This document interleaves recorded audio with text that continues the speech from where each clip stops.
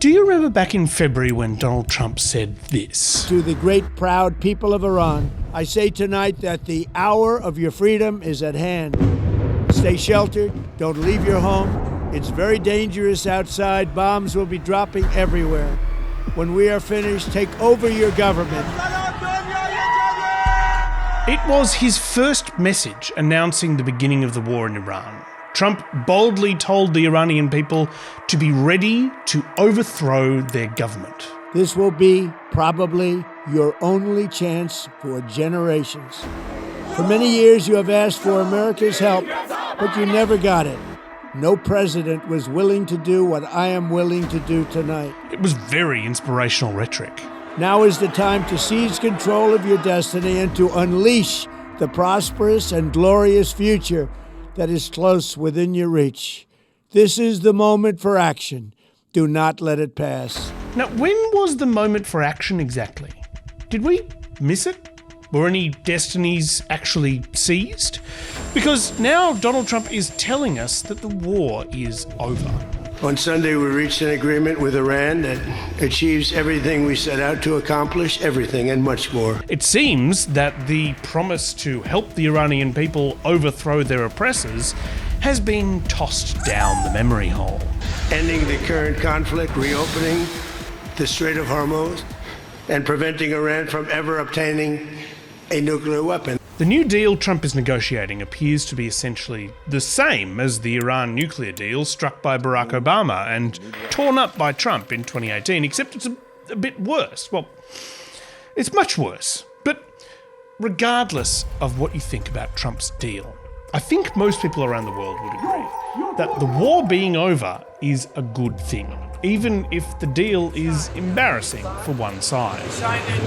Unfortunately, there's a big thorn in Donald Trump's side here, and it starts with B and ends with E.B. Netanyahu. In all fairness to Bibi Netanyahu, who happens to be a good man, gets a little excited sometimes. But he happens to be a very good man. A condition of the US-Iran peace deal is the end of hostilities in Lebanon. But Iran and the US aren't fighting in Lebanon. Israel and Hezbollah are. And in bad news for Trump and his peace deal, Bibi Netanyahu doesn't want to stop. We have a little dispute over Lebanon. I say, you can do a little softer touch, Bibi. You don't have to knock down a building every time somebody walks into it that's from Hezbollah. No matter what Trump says, Bibi doesn't appear to be slowing down. We established a security zone in Lebanon, and we shall keep it as long as is necessary to protect our people. The thing is, this isn't the first time Benjamin Netanyahu has dug Israel into southern Lebanon and refused to leave. We are not going to be deterred, and we're not going to relent. The last time he did it, it cost him his job. But this time, he's convinced it's going to end differently. In fact, this time he's worried that if he's forced to pull out of Lebanon by Trump's peace deal, that's the thing that will cost him his job. The story of what's really going on in Lebanon is complex. We're going to spend the next couple of weeks looking at it. Firstly, we'll see what happened last time Israel did this, and then we'll look at what's different this time. It's an incredible story. It involves puppet states, exploding pages, spies, and helicopter crashes. And at the end of it, you'll see why this particular conflict is creating such a paradox for Trump and Netanyahu. I'm Matt Bevan, and this is If You're Listening. I've been covering various conflicts in the Middle East on this show for quite a long time. Like, since before my beard went grey. Nearly 3 years ago, for instance, we did an episode about the origin story of Hezbollah, the militia that Israel is fighting in Lebanon.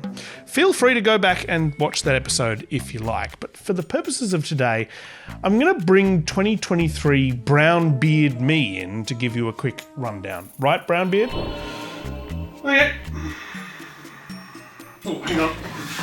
Sorry, are you ready now? Our job is weird.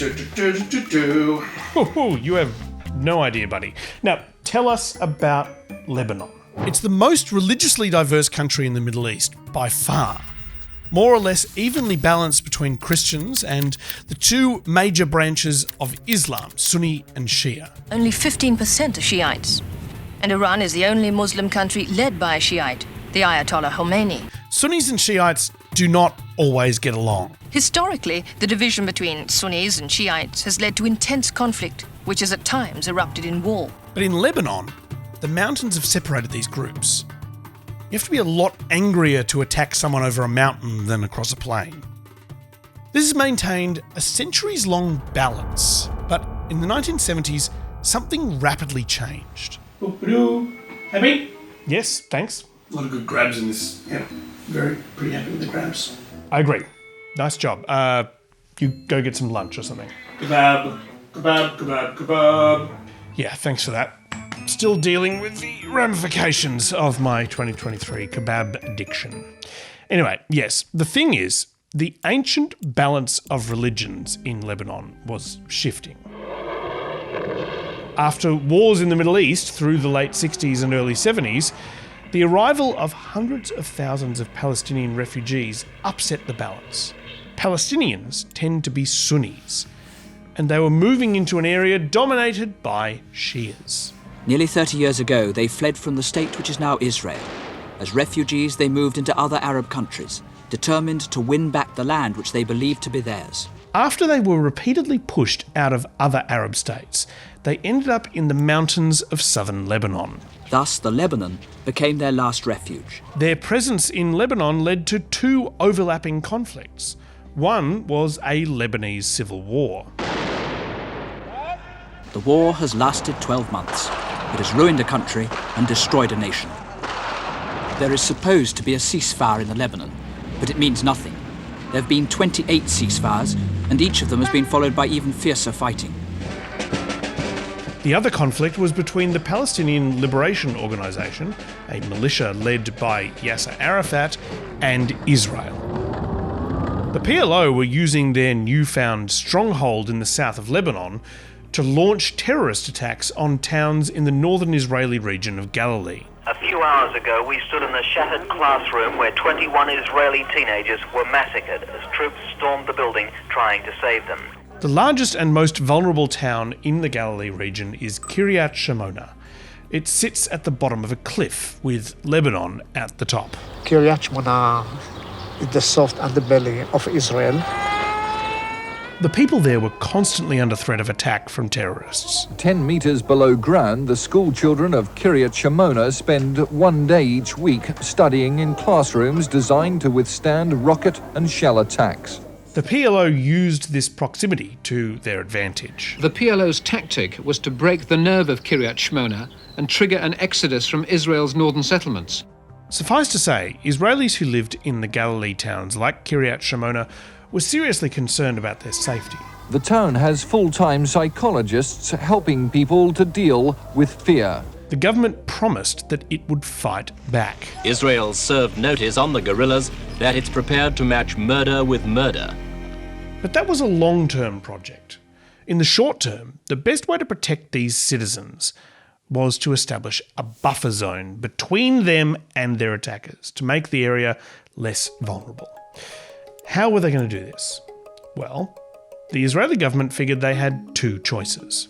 Option one was to establish a buffer zone within Israel by evacuating everyone from the Galilee region and abandoning Kiryat Shimona. But that was unlikely to be popular with the residents of the area who would need to leave their homes. Option two was to somehow establish a buffer zone inside Lebanon, north of the border.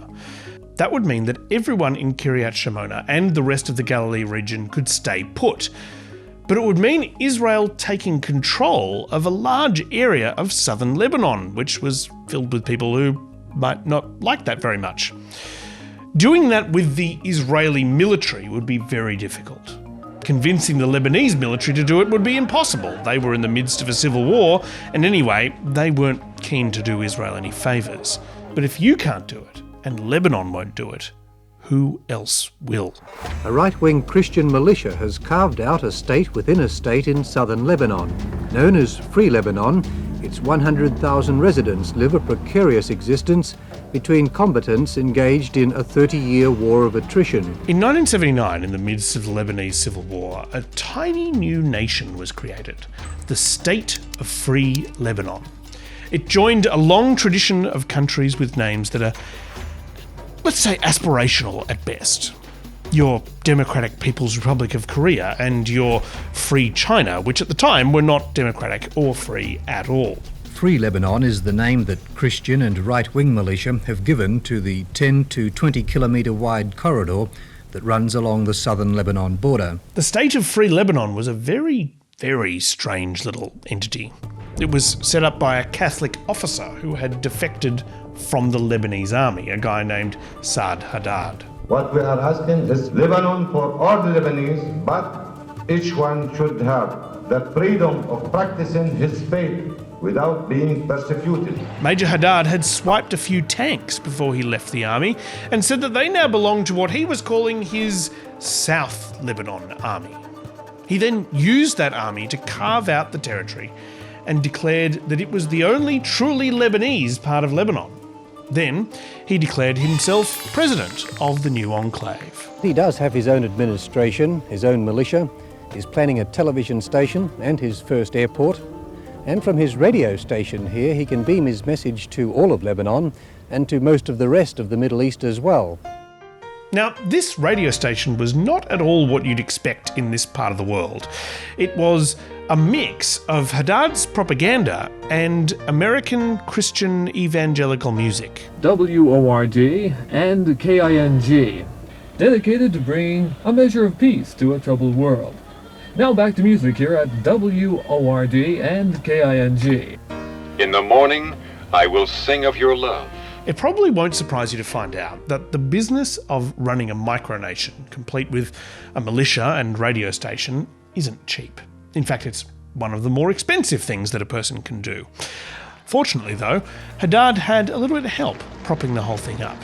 Haddad's so-called Free Lebanon can only exist with Israeli support. It wasn't really a country at all. It was a puppet state, created for one purpose. The so-called buffer zone just north of the border is policed by a mainly Christian militia known as the South Lebanon Army. In the context of 1970s Lebanon, this wasn't actually all that unusual. The civil war was so chaotic that the central government basically wasn't operating. There were lots of little mini-states all over the place. The militia of the right are fierce in defence of the territory they still hold. Those who hold the high ground are impregnable. The Palestinians were basically running their own state in the south.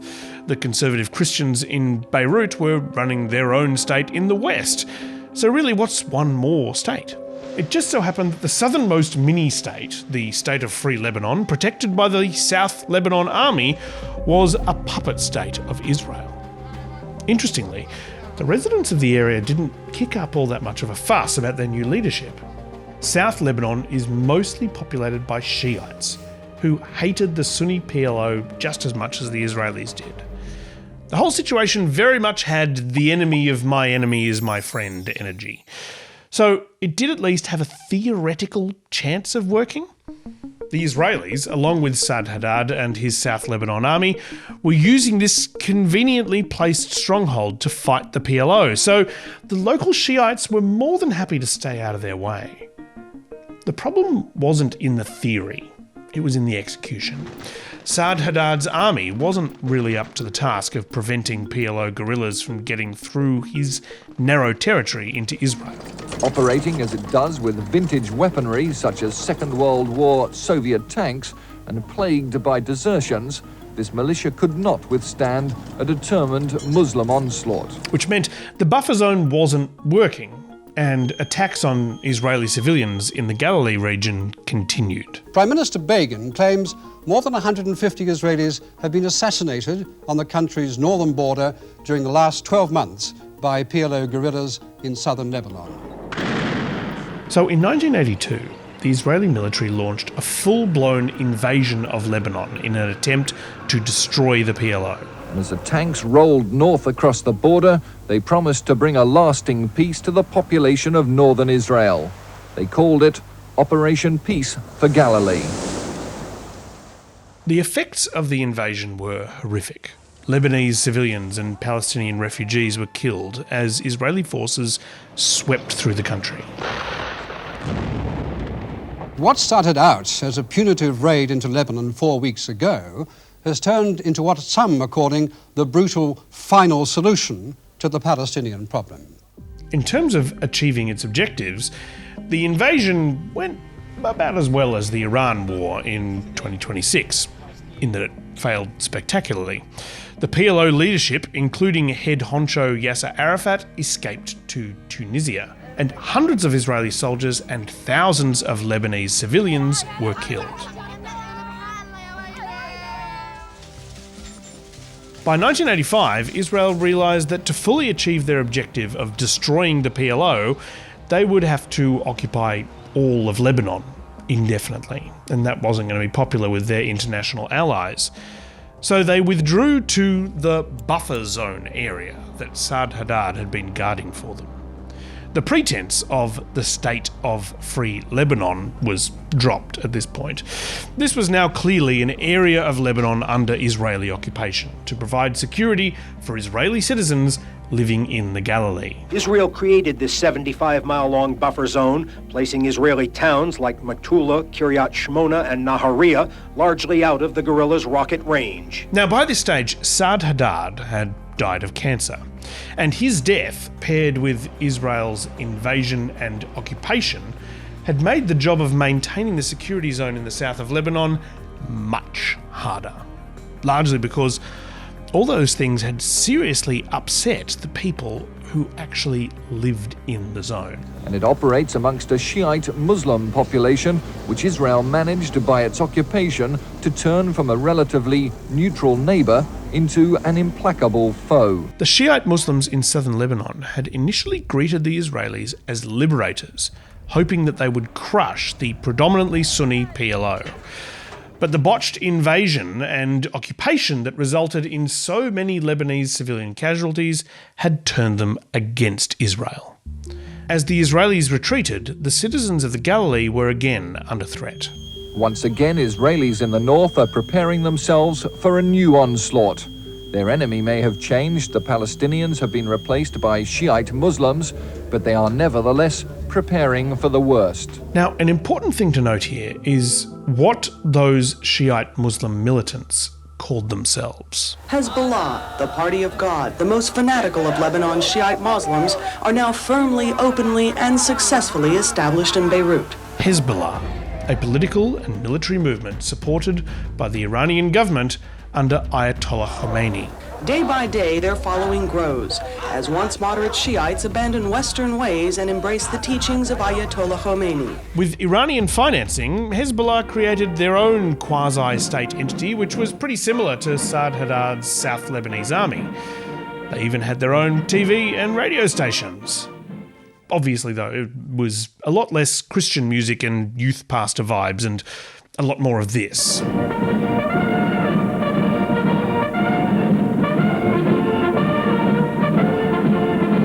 And a lot of big, scary weapons. The weapons are still coming from Iran, though most are now kept hidden close to the front line. But while Hezbollah had replaced the PLO as the primary threat to northern Israel, they were a slightly different kind of threat. While the PLO was focused on terrorising civilians, trying to trigger an exodus, Hezbollah was a bit more strategic.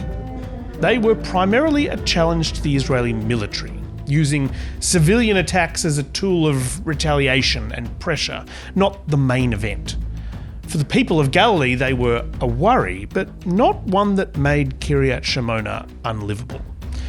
They just needed to ramp up their protective efforts. The kids did their lessons in the bunkers, the Israeli Defense Force and the South Lebanon Army patrolled the cliff top above them.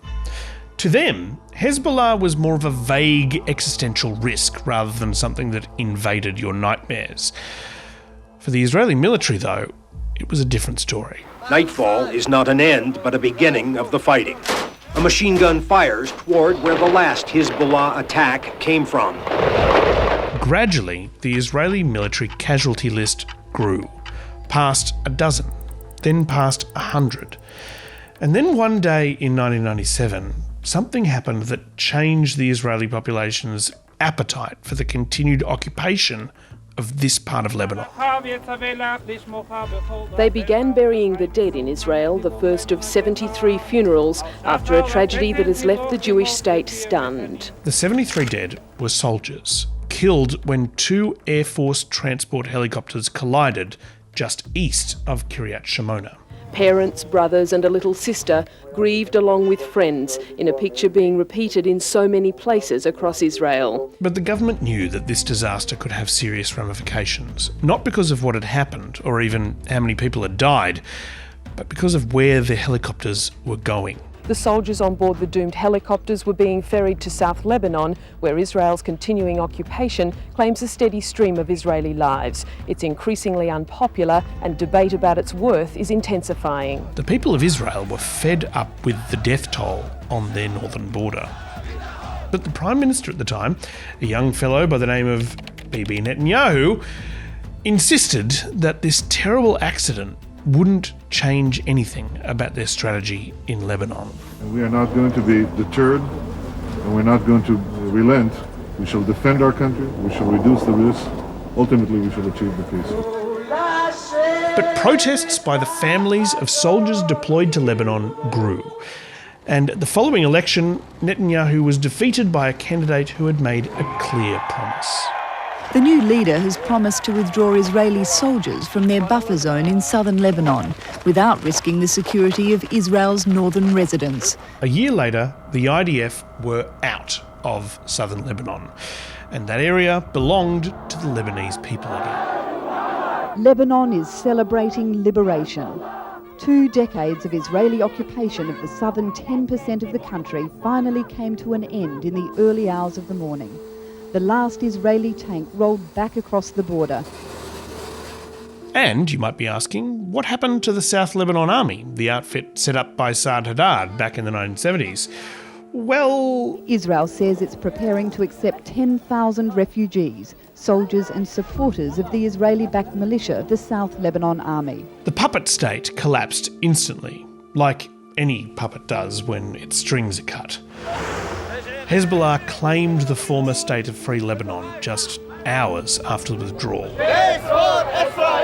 Death to Israel is the chant from Hezbollah fighters.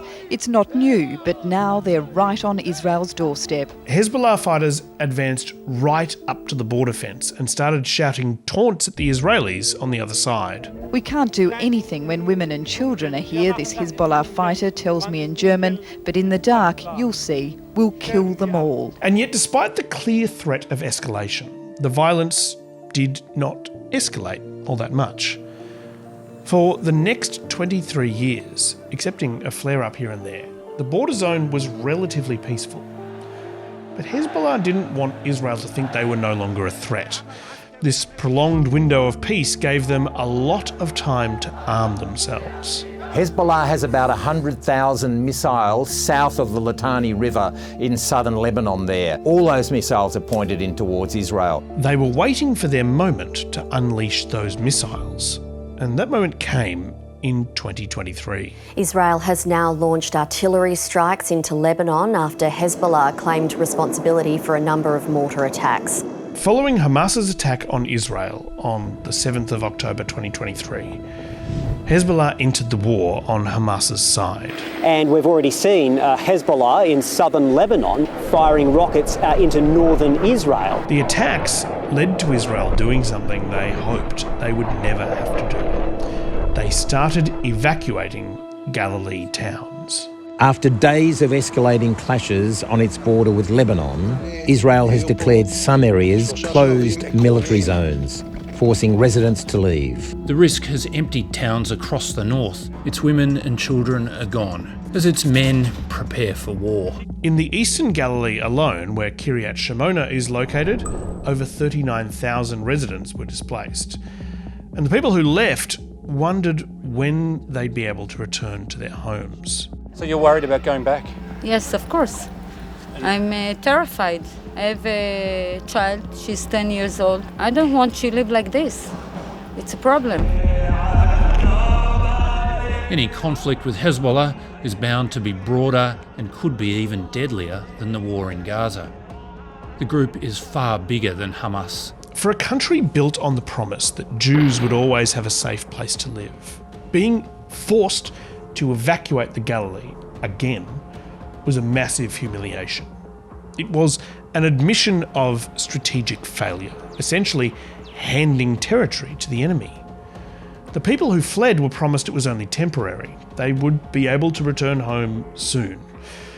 But that was a promise that seemed like it would be very hard for Bibi Netanyahu to keep. Every day the Galilee was empty was another day that Netanyahu had failed to protect his people. It was a failure that would surely cost Netanyahu dearly when he needed to face an election in 2026. But here's the thing. Unbeknownst to the people of the Galilee, unbeknownst to almost anyone, an incredibly audacious plan was underway. A plan which Netanyahu and his government hoped would eliminate the threat of Hezbollah once and for all. It was a plan that had been underway for years. A trap that Hezbollah leader Hassan Nasrallah was unknowingly setting for himself. That story is next on If You're Listening. Let me sing a simple song with my brother. Let my sisters come join in the choir. Let me raise